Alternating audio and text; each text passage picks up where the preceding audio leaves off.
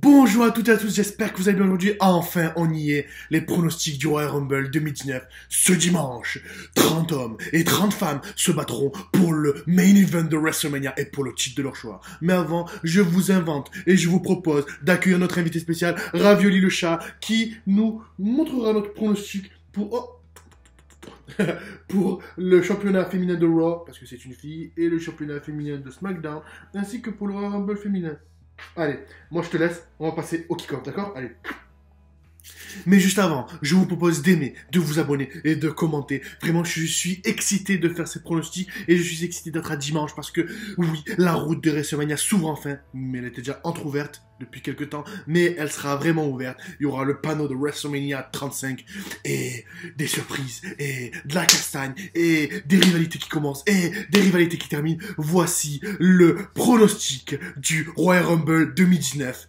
Tout de suite. On commence tout de suite avec ce premier match dans le kick-off, puisqu'il y aura deux matchs à partir de 23h jusqu'au début du Royal Rumble à 1h du matin. Oui, en heure française. Puis au Canada, ce sera au milieu de la soirée. Donc entre les 19h et 23h pour le Royal Rumble. Et le kick-off, ce sera à 5h de l'après-midi. Mais ce premier match entre Rusev, le champion des États-Unis, est-ce qu'il aura encore un Rusev Day face au maître du Strong Style, Shinsuke Nakamura, pour le match pour le titre des États-Unis, tout simplement? Face à face. Pour le kick-off, je vais la faire très très courte, mais une petite analyse à chaud. Je vais dire que c'est Rusev qui repart avec le titre ce soir-là parce que ça fait à peine un mois qu'il est champion et je vois très mal Shinsuke Nakamura repartir avec le titre, sachant que son contrat arrive à terme au milieu avril, qu'il en aurait marre de la WWE. Puis, il a 38 ans, puis d'autres fédérations le voudraient, il aimerait retourner au Japon, à la NWGP, il aimerait, il y a aussi l'ogre AEW qui a fait son apparition. Bref, voilà pourquoi Rusev devrait rester champion ce soir-là, lors du kick-off, et pourquoi Shinsuke Nakamura ne pourrait pas gagner, parce qu'il y a de multiples éléments qui feraient que déjà Rusev est un meilleur élément en tant que champion des États-Unis, c'est son championnat à lui, c'est la personne en ce moment à la WWE qui représente le mieux ce championnat secondaire. Donc voilà, Rusev restera champion ce soir-là. D'entrée de jeu sur YouTube, on nous proposera un kick-off avec ce match, un Fatal 4-Way, un match quadruple menace, un match à 4 à la mort pour le championnat des poids légers entre Buddy Murphy. Ensuite, nous aurons Kalisto contre Akira Tozawa, contre Hideo Itami, je le répète, pour le titre de championnat des poids légers. Là, c'est 205 Live et je vous l'affirme et je vous l'assure, comme tous les mois, tous les pay-per-view et tous les pronostics, ce sera un match 5 étoiles, comme d'habitude, parce que c'est le minimum. Pour ce genre de match, c'est du 4,5, 5 minimum, sinon c'est un mauvais match. Déjà à partir de 4,5, déjà c'est un match assez fou. Mais là, dès qu'ils sont deux, c'est ouf. Dès qu'ils sont 3, extraordinaire. Mais là, s'ils sont 4, ça va sauter, ça va voltiger. Bref, je vous en dis pas plus parce que ça va être extraordinaire. Soyez là déjà dès 23h sur le kick-off qui sera diffusé sur YouTube ou sur info-lutte.com. Donc voilà, parfait. Qui je vois gagner? Franchement, là, j'ai pas d'importance, j'ai pas de préféré, mais on va quand même tenter le coup. J'ai envie de voir Kalisto repartir avec le titre ce soir-là. Pourquoi pas un changement de titre? Buddy Murphy, il a assez été champion. Je suis pas trop 205 Live, je suis désolé, mais j'en sais assez pour voir les matchs Cruiserweight chaque mois, pour dire qu'ils sont de qualité, que les storylines sont vraiment pas mal, que les rivalités sont vraiment pas mal. Mais Kalisto ce soir repartira avec le titre, tout simplement. On vient de finir avec le kick-off. Je vous rappelle que si vous voulez suivre le Royal Rumble, mais que vous n'avez pas les moyens ou d'autres diverses, il sera en ligne sur info-lutte.com en direct. Voilà, tout de suite on passe au plat de résistance, le Royal Rumble, le pay-per-view. On commence avec ce premier match pour le titre de SmackDown Tag Team Championship entre The Bar, les champions sortants, contre Shane McMahon et The Miz, les meilleurs amis du monde, les co-besties, les co-meilleurs catcheurs du monde de la WWE. Je tiens à préciser parce que la coupe est à eux deux. Ils ont ramené la coupe à la maison. Et c'est grâce à eux deux que SmackDown est le roster de A-List. Bref, je m'éternise pas là-dessus.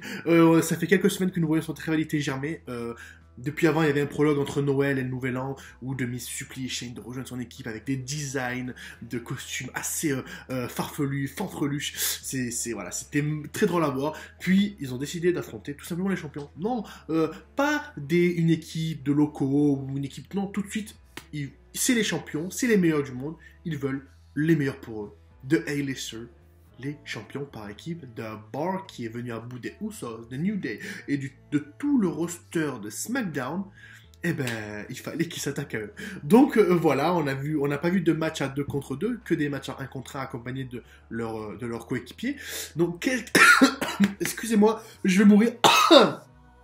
Qu'est-ce qui va se passer pour ce match? Eh ben, vous savez quoi? On va essayer de voir le gagnant de ce match et de voir ce qui pourrait se passer dans la trame d'après, parce que je vous rappelle, là, après Royal Rumble, ça va être très très vite WrestleMania. Il y a 4 mois, certes, mais ça va aller très très vite. Janvier, février, mars, avril, très vite.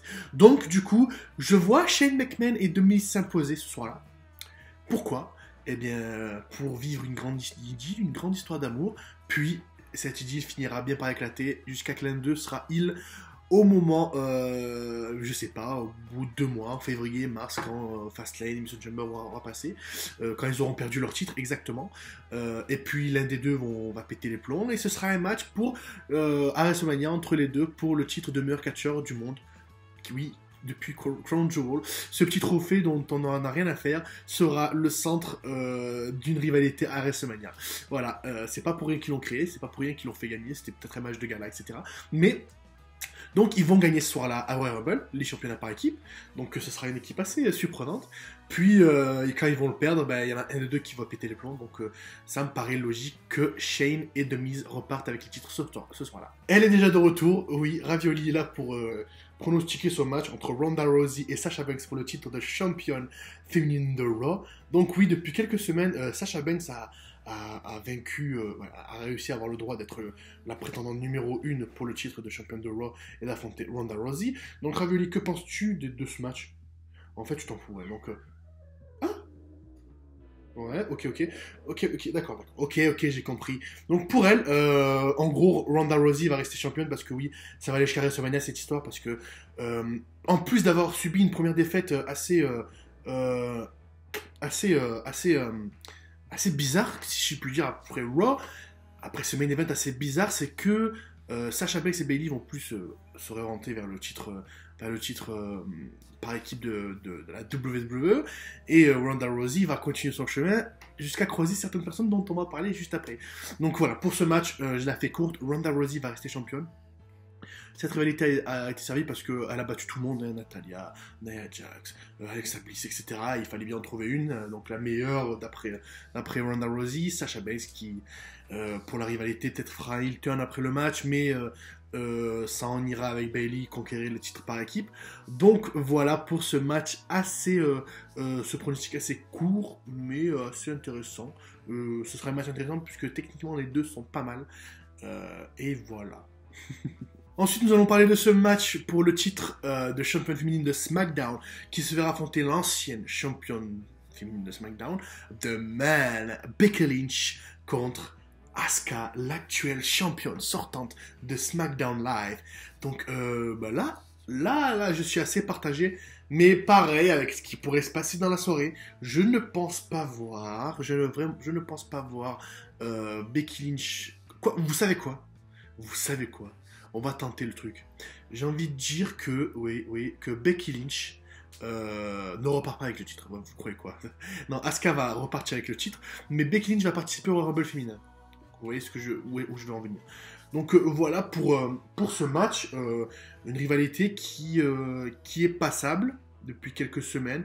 Je commence à en avoir marre parce que on commence à un peu trop les voir. Bon, Becky Lynch, je kiffe. Mais Asuka, c'est bon, reste championne de ton côté et affronte d'autres personnes. Donc on verra ça plus tard. Mais elle va perdre son titre avant WrestleMania, je pense. Elle n'aura pas la chance de défendre son titre à WrestleMania. Mais elle repartira avec le titre après le Royal Rumble. Vous savez, plus on avance dans la vidéo, plus ça devient, l'étau se resserre, plus ça devient serré. On arrive à ce match assez technique. Un dream match pour le titre de la WWE. On ne les a pas vus s'affronter, on les a vus juste se battre de temps à autre. Pas de vainqueur officiel depuis que Daniel Bryan a remporté son titre, depuis le dernier SmackDown, juste avant le Survivor Series. Donc c'était en début novembre. Ce match, Daniel Bryan contre AJ Styles pour le titre de champion de la WWE. Je ne vois pas. Salut toi, ça va? Ça va de ça? Oh yeah! Ma championne de cœur, qu'est-ce que je vous dise? Là aussi, techniquement, les deux c'est les meilleurs éléments de SmackDown actuellement. Oui, ils sont vieux. AJ Styles a 40 ans. Enfin, Randy Orton a 40 ans, il n'est plus là, blablabla. Mais AJ Styles a 40 ans et regardez ce qu'il fait. Arrêtez de critiquer l'âge des catcheurs, il n'y a pas d'âge pour... Voilà, on peut vieillir, on peut être aussi bon que le vin, plus vieux on est, mieux c'est. Là, on aura un très bon match technique, parce qu'il y aura beaucoup de prises au sol, beaucoup de prises en l'air. Ils vont pas trop rester sur l'ordre de patte durant le match, mais vraiment, on aura un très très bon match ce soir-là. Je pense que le pay-per-view va être très bon en général, parce que les Royal Rumble, on est rarement déçus. Même si le gagnant des Rumble ne nous correspond pas, les shows sont en général très très bien construits, sont très très bien ficelés. Donc là, je me perds un peu, mais juste pour vous dire à quel point le Royal Rumble est un show qui me tient à cœur. Parce que c'est le premier pay-per-view que j'ai découvert quand j'ai ouvert le catch en 2007 exactement. Et avec Undertaker qui a gagné. Voilà, donc c'était une belle époque. Je suis arrivé pile au moment de cette route de WrestleMania à laquelle j'affectionne tant. Là encore, je me perds un petit peu. Bon, je vous voulais le gagnant. Daniel Bryan repart avec le titre. AJ Styles repart avec une main devant, une main derrière. Tout simplement. Pourquoi? Parce que il n'y a pas d'argument à faire. Voilà, vous m'avez énervé. Tout de suite la suite. Alors que ce devait être Braun Strowman qui devait affronter le champion universel, finalement c'est Finn Balor qui a coiffé tout le monde au poteau, même le 16 fois champion du monde John Cena, Drew McIntyre, etc., pour affronter le reigning, defending, undisputed, universal heavyweight champion, Brock Lesnar. Oui, vous savez ce que je viens de dire là? C'est assez pour qu'il fasse un match. Donc voilà, cette intro est plus longue que ces matchs en général. Bon, ça c'était la petite blague. Mais alors ce match, vraiment, tout ce que je peux voir dans ce match, parce que là je reste indécis depuis quelques jours, je réfléchis, qui peut gagner.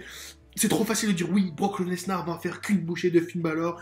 Mais d'un côté, je me dis, s'il y a ce match, c'est pas par hasard. Et peut-être qu'ils veulent construire quelque chose derrière. Mais au final, si on retrouve ma vidéo sur pourquoi Braun Strowman a été écarté du Royal Rumble, c'est parce que, je le rappelle, il n'est pas à 100%, parce qu'il est encore blessé. De deux, ce match Braun Strowman et Brock Lesnar serait pour un plus grand événement comme WrestleMania ou SummerSlam, que l'affiche serait pas assez grande pour le Royal Rumble. Et le troisième, c'est parce que Finn Balor représente le futur de la WWE et que c'est même Brock Lesnar qui aurait demandé au changement de Braun Strowman d'avoir Finn Balor en face de lui au Rumble. Donc, est-ce que, parce que c'est très difficile de savoir si, par rapport au gagnant du Rumble, il va avoir ça, par rapport à ce qui va se passer, par rapport au changement de titre, qu'est-ce qui va se passer, par rapport à Brock Lesnar, qu'est-ce qu'il y aura. Donc, je suis assez perdu dans ce pronostic. Raw devient vraiment assez indescriptible, mais quand il faut y aller. J'ai envie de dire que vous savez quoi, pour la surprise, Finn Balor repart avec le titre. Parce que moi j'en ai marre de Brock Lesnar. Même si c'est bien, il fait le show. Donc Finn Balor repart avec le titre. Alors pour ceux qui me suivent depuis le début, je ne suis pas ce qu'on pourrait appeler le roi des pronostics. Mais voilà, on pourrait dire que je suis plus le bouffon des pronostics. Parce que je me trompe souvent. Quoique au Chelsea j'ai fait un très bon score. Mais à Crown Jewel et surtout à Survivor Series, j'étais très très loin de la plaque. Et donc là, avec ces matchs de Royal Rumble, donc là on passe au match du Royal Rumble féminin, il faut choisir une personne sur les 30 annoncés. Quoique là, il y en a eu 23 d'annoncés, donc je rappelle les noms, il y a Carmella, Ember Moon, Natalia, Bayley, Ruby Riott, Liv Morgan, Sarah Logan, Sonya Deville, Mandy Rose, Alicia Fox, Zelina Vega, Naomi, Mickie James, Billie Kay, Peyton Royce, Charlotte Flair, Tamina, Dana Brooke, Lana, Nia Jax, Nikki Cross, Alexia Bliss et Lacey Evans. Donc 23 personnes, donc encore 7 places. Je pense qu'il y aura 2-3 filles de NXT, mais il reste 5 places pour des retours d'un soir. Voilà, généralement, dans le Royal Rumble, il y a toujours des retours pour un soir. Et là, il n'y aura pas de retour sensationnel à temps fort, parce que je vois peut-être, oui, il y aura sûrement Sasha Banks qui va participer au Rumble.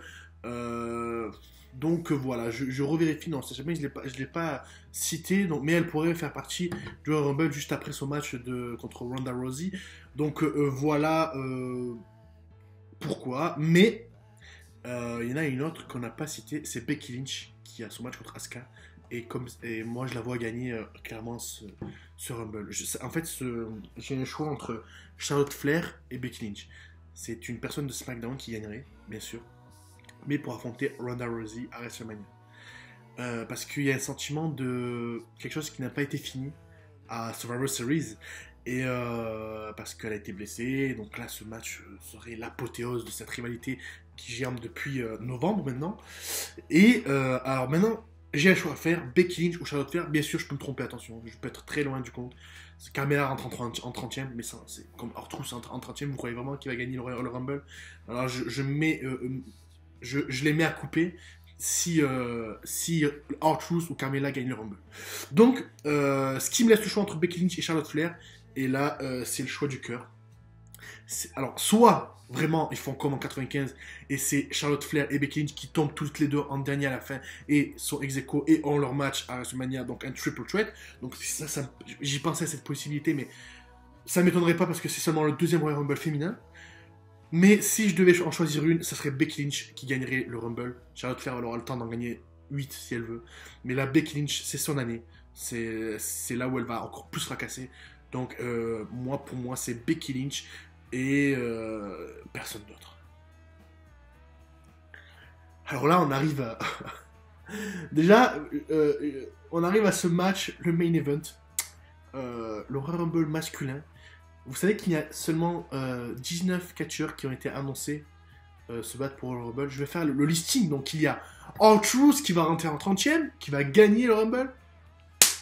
Drew McIntyre, Big E, Kofi Kingston, Xavier Woods, Seth Rollins, Jeff Hardy, Bobby Lashley, Dean Ambrose, Samoa Joe, Elias, Baron Corbin, Jinder Mahal, Apollo Crews, Andrade, Mustafa Ali, Rey Mysterio, Titus O'Neil et Randy Orton. Si je compte bien, ça fait 2, 4, 6, 8, 10, 12, 14, 16, 18, 19. Il reste 11 places, vous imaginez 11 places. Sûrement, voilà, il y aura Takeover Phoenix. Donc, je pense qu'il y aura... Allez, à tout casser, il y en aura 5. On arrive à 24. Quelques retours. Donc, moi, je vois un retour de Batista, mais qui n'a pas gagné. Pour affronter Triple H. Donc, ça, c'est le petit côté un peu foufou. Puis, les rumeurs. Alors là, c'est les rumeurs qui sont la plus grosse. C'est de voir Seth Rollins gagner le Rumble. Ce qui me paraît logique, parce que là, c'est la seule star que je vois au-dessus de tout le monde. Et pour le scénario contre Finn Balor, je le verrais bien tourner, faire un heel turn pour fracasser. Voilà. C'est celui que je verrais le plus. En deuxième, je verrais Dean Ambrose, qui c'est le 20e à être rajouté depuis... oui, il a pas... Non, il a été ajouté le 6 janvier. Donc c'est les deux que je vois le plus gagner. Mais ensuite, je vois soit une personne qui fait son retour. Est-ce que vous voyez de qui je parle?